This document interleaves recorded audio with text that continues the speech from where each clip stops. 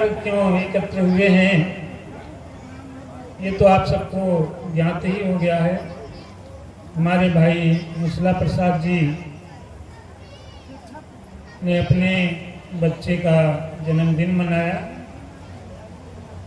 और जब इस बच्चे का जन्म हुआ था उस समय भी इसी तरह सत्संग इन्होंने लगवाया था, सत्संग किया था।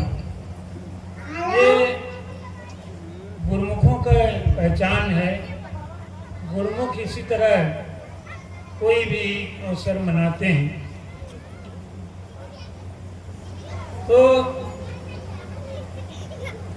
यहाँ पर बहुत पहले से हमारे बाबा जी लाला जी आए और बाबा शिवमंगल जी भी यहाँ पर पधारे।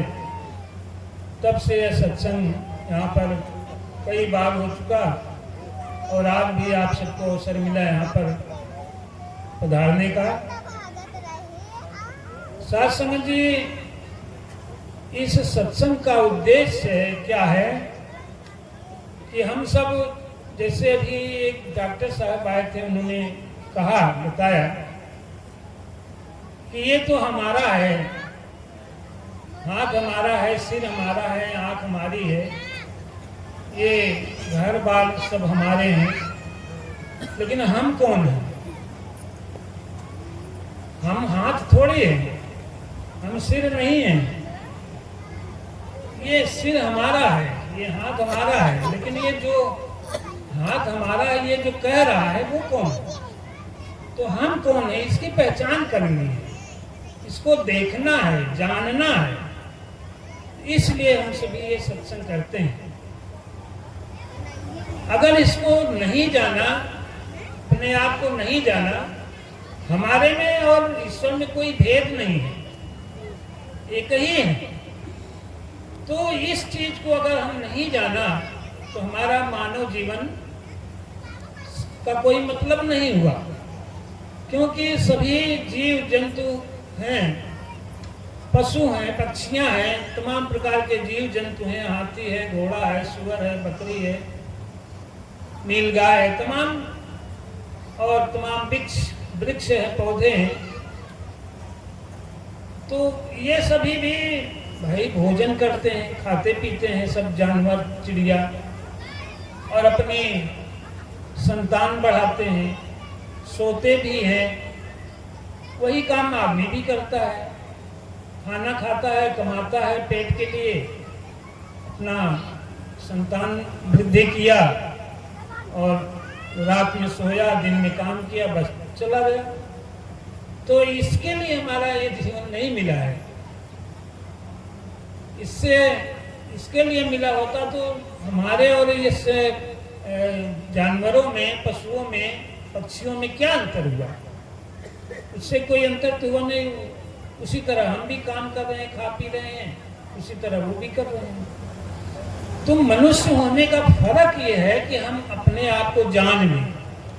ये जानने का अवसर ये मिला है मनुष्य जीवन।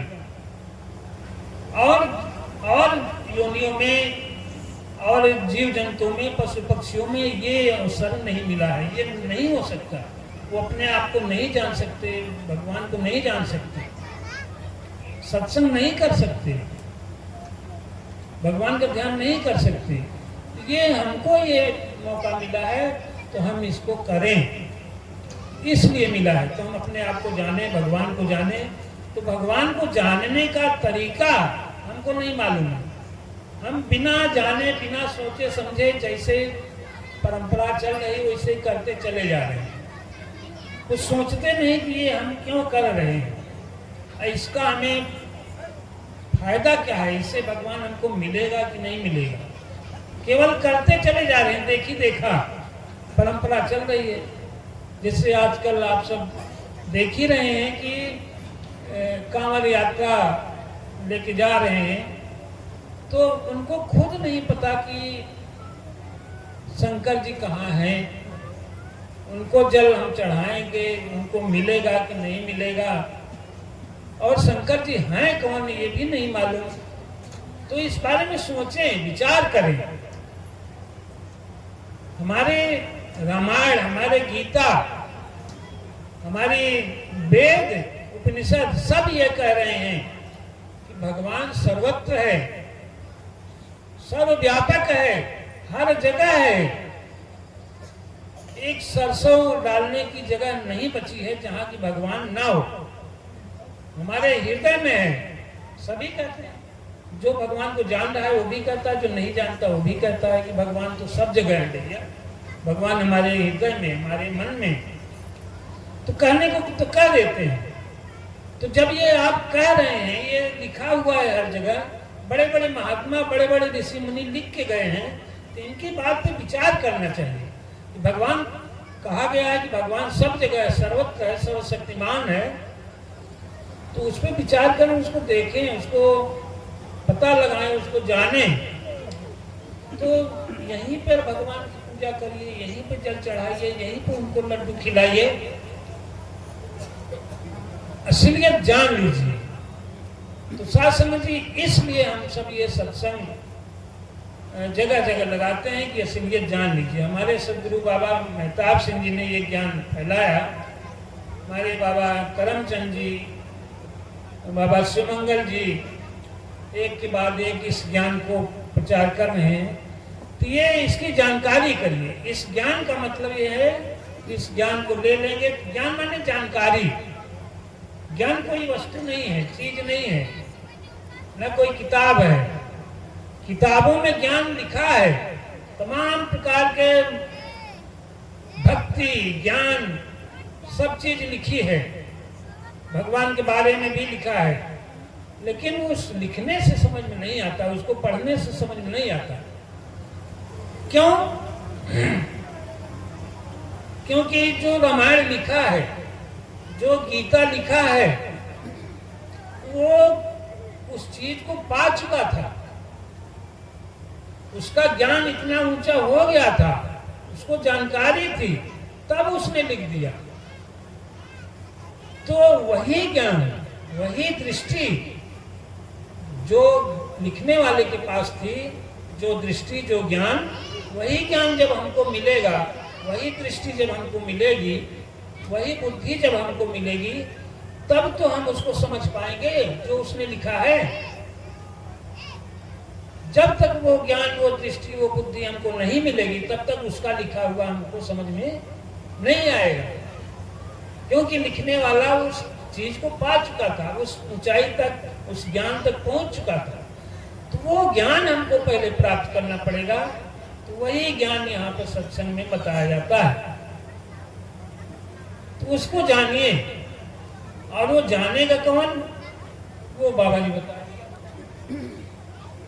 साधु संतो, हमारे गुरु महाराज जी इस गुरुवाणी में लिखे हैं, इरादा तो हो पक्का, लगन हो सही सदीद, भरा हो रगों में अगर शौक तीत, गहो गुरु शरण बने पक्के मुरीद, बिना ज्योति देखे हैं मट्टी पलीद।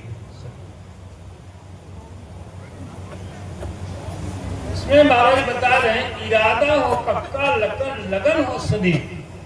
अगर हमारा इरादा पक्का हो, दृढ़ इच्छा हो भगवान को जानने की, अपने आप को जानने के लिए पक्का इरादा आपके पास है और लगन लगी है, तो भरा हो रगों में अगर सौ के दीद, नसों में, रगों में, बुद्धि में, दिमाग में तड़प हो, अगर सौ के दीद, दीद माने देखने की शौक हो, देखने की इच्छा है, लगन तीव्र है, तो गहो गुरु शरण बन के पक्के मुरीद, गुरु की शरण में जाओ, सदगुरु की शरण में जाओ और पक्के मुरीद हो जाओ, उनके अच्छे ढंग से उनके शरणागत हो जाइए। गीता में भी कह रहा है, क्या कह रहा है कि आप किसी ब्रह्मज्ञानी तत्वदर्शी के पास जाइए और साष्टांग दंडवत करके उसको विनती कीजिए कि हे गुरुजी हमको बताइए, उससे पूछिए। तत्विद्धि प्रणिपातेन परिप्रश्नेन सेवया। उसको जानने के लिए, भगवान को जानने के लिए सदगुरु के पास जाइए और साष्टांग दंडवत करिए और उसके प्रश्न करिए, पूछिए। उपदेक्षन्ते ज्ञानम ज्ञानिनस् तत्त्वदर्शी। तब जाकर के वो आपको उपदेश करेंगे, ज्ञान बताएंगे, भगवान के बारे में, भगवान का दर्शन कराएंगे, भगवान के बारे में बताएंगे और उसका दर्शन कराएंगे। तो वही चीज इसमें बता रहे हैं कि जब आपको दीदार करने का, देखने का शौक है, लगन है, रगों में, नस में दौड़ रहा है, आपकी इच्छा जागृत है, इतनी लगन होनी चाहिए। ऐसे नहीं करे हमको भगवान दिखा दीजिए, रास्ते चलते बता दिए, ऐसे नहीं होता। लगन हो, खूब उत्कंठा हो, तीव्र जानने की इच्छा हो, तब ऐसे गुरु के पास जाइए। तत्वदर्शी गुरु, जो कि इसको जानता हो। जो जानता ही नहीं, काली कान में फूंक दिया, कंठी पहना दिया, नाम बता दिया, रटो राम राम, रटो राम राम, ऐसा नहीं। उसको जिसका नाम आपको बताया, रटवाया, इस चीज को दिखाए, जनाए, बताए, सामने प्रकट करे, वो गुरु है। तो सत्पुरुष जिन जानिया, सतगुरु जिसका नाम, जो सत्पुरुष को जानता है उसका नाम सतगुरु है। तो ऐसे जो तत्वदर्शी महात्मा है उसके पास जाकर के समर्पण हो जाइए, तब वो दीक्षा देंगे, उपदेश करेंगे आपको, इसका दर्शन आपके सामने करा देंगे। और तो कहो गुरु शरण बन के पक्के मुरीद बन करके उनके शरण में जाइए। बिना ज्योति देखे है मट्टी पलीर। तब ये ज्योति, ये भगवान आपको मिल जाएगा, आप देख लेंगे और फिर उसके बाद कहीं जाने की जरूरत नहीं, आप घर में हैं आप भगवान। और जब तक ये नहीं देखेंगे तब क्या होगा? बिना ज्योति देखे है मट्टी पलीर। अगर नहीं जानेंगे, इसको नहीं देखेंगे तो ये मानव जन्म बेकार, मिट्टी पलीर है, माने किसी काम के नहीं है। आप हाड़ मास का शरीर है, एक दिन मिट्टी में मिल जाना है, जल जाएगा, गल जाएगा। ऐसे ही सब चले जा रहे हैं, आप भी, हम भी चले जाएंगे। लेकिन अगर उसको जान लिया, इस चीज को, ईश्वर को, तब इसकी कीमत है। भगवान कृष्ण का नाम अभी तक क्यों ले रहे हैं? उनके बारे में इतनी कथाएं हम जानते हैं, सुने हैं, क्यों उनका नाम चल रहा है? भगवान राम का नाम क्यों चल रहा है? तुलसीदास बाबा का नाम अभी तक क्यों चल रहा है? शरीर तो नहीं है उनका, लेकिन उन्होंने जान लिया, इसलिए उनका नाम चल रहा है। तो हमें भी जानना है भगवान राम कैसे बने। उन्होंने अपने आप को जाना। राम पहले राम नहीं थे। गुरु वशिष्ठ के पास गए, उनको जब जानने की इच्छा हुई कि हम कौन हैं, योग वशिष्ठ में लिखा हुआ है, उसमें योग वशिष्ठ को उठा के पढ़ के देखिए कि रामचंद्र जी गए, बहुत उनका मन उदास था, किसी काम में मन लगता नहीं था, बड़ा दुखी था मन। तो वे गए उनके पास, वशिष्ठ जी के पास, कुटिया पे गए तो दरवाजा खटखटाया, तो अंदर से वशिष्ठ जी बोले कौन? तो राम बाहर से यही बोले कि यही तो मैं जानने आया हूं कि मैं कौन। तब उन्होंने दरवाजा खोला और अंदर बुला के बैठाया, खूब अच्छी तरह से समझाया, उनके अपना स्वरूप दिखाया, राम का, भगवान का। भगवान ने मतलब जब राम थे, आप हम कहते हैं, दुनिया कहती है त्रेता युग में थे, जब भी रहे हो तो भगवान तो उसके पहले से है ना। दुनिया जो बनाने वाला है तो उसके पहले से था। सूरज चंद्रमा पहले से बने हुए थे। भगवान राम के पिता दशरथ, आज कौन कौन थे, दिलीप राजा, कौन कौन थे, तो राम के पहले थे ना। यानी सृष्टि उनके पहले से थी। तो सृष्टि किसने बनाया? भगवान ने बनाया था। तो भगवान राम के पैदा होने के पहले से है, तो ये भगवान है, ये राम है जो पहले से है। तो उसको जानने के लिए राम जो है वशिष्ठ के पास गए, तब उस भगवान को उनको दिखाया, जनाया, तब वो बोले अरे ये तो हम ही हैं, ये तो हमारा ही स्वरूप है। तब वो राम बने, तो उनके ज्ञान के अनुसार अपना जीवन बनाया।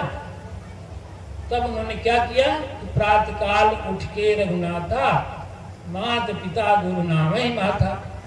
तब इस साकार भगवान की पूजा करने लगे, निराकार को जान करके साकार भगवान की पूजा करने लगे। अपने माता की, पिता की, अपने परिवार के बुजुर्गों की, ये हमें रामायण शिक्षा देती है। ये राम ने किया प्रैक्टिकल, तब जाके राम बने, तब जाके उनको भगवान कहा गया।